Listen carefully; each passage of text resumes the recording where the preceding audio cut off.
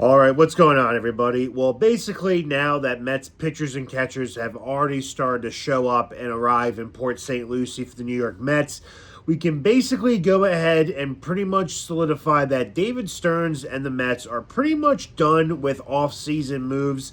I don't expect any major moves to be made before the start of spring training.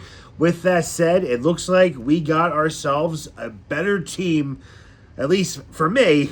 We got ourselves a better squad than I thought going into this season, especially with how free agency period started off. Losing Diaz to the Dodgers, letting Pete Alonso walk, trading Nimmo to the Rangers for Marcus Semien, trading McNeil to the A's. David Stearns had enough of this core not showing up. And deep down, I think all Mets fans, like myself, had enough of this core. It was sad to see everybody go. Great Met. Pete was a great Met. Nimmo was a great Met. Jeff McNeil, I don't like that rat-looking face. Diaz, huge blow seeing him go. I would feel a little bit better than I would be going into this season if Diaz was still here as our closer.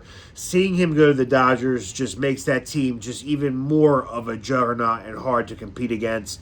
But let's look at this team. So far, we got the projected lineup.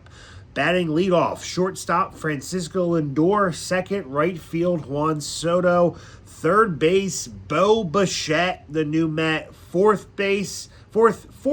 spot in first base Jorge Polanco. We got a question mark there. Jorge Polanco likely going to rotate at DH and first.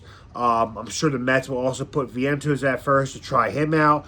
But we have him batting cleanup. And then in the fifth spot, second base, newly acquired Marcus Semien.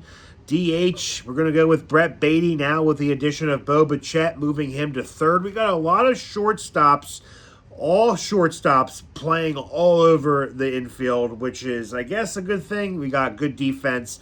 David Stearns preach run prevention all offseason, and it shows. Seventh catcher, Francisco Alvarez. Eighth, the newly acquired center fielder, Luis Robert Jr. We're all hoping a change of scenery would spark this beast. And then the rookie, left field, Carson Bench. So there you have a whole new lineup. You're missing Alonso's bat in the lineup. You're missing Nimmo. It's different. This core that we're used to for the last 5-6 years, it's done. They're not coming back. It's sad, but it just had to happen. The rotation, we got the addition of Freddie Peralta, Nolan McLean, David Peterson, Sean Manaea, Kodai Senga to start. It was brought to our attention before offseason began that Kodai Senga would likely be traded. Right now, that is not the case. I do like the Freddie Peralta trade. I know a lot of you guys thought it was too risky, giving up Sproat and Jet for a rental, essentially. I think David Stearns will try his best to re-sign him, depending on how long that contract is. But we traded Nimmo for Semien, traded McNeil to the A's, lost Alonso to the Orioles, lost Diaz to the Dodgers, traded for Luis Robert. We got better in a lot of different positions, but the lineup is still lacking a little bit of power. Is Bo Bichette a good protector for Juan Soto? Do you move Lindor back up to leadoff? I don't know. And then the bullpen signed Devin Williams and Luke Weaver. Devin Williams likely will start the season as the closer and Luke Weaver as the setup man. We did make upgrades to the bullpen and other pieces. We got better defensively. The lineup is more pro at bats, David Stearns said, and I agree. We led Nimmo, Alonso, McNeil. They struck out a lot, man. These guys, we have a less K rate and percentage-wise with the new additions. I give the offseason grade, a B+. We still got better defensively. The lineup does lack power.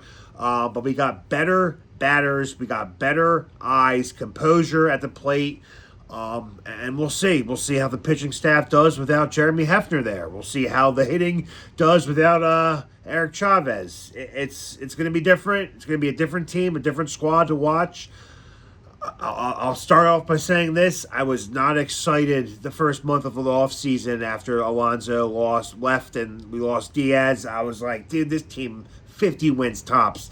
I still think we hang around the 80, 84, 85 win range. We'll see what we do at the trade deadline. Hopefully these guys can stay healthy. Hopefully our pitchers can pitch deep. That is key. And we'll see how it goes from there. As always, let's go Mets.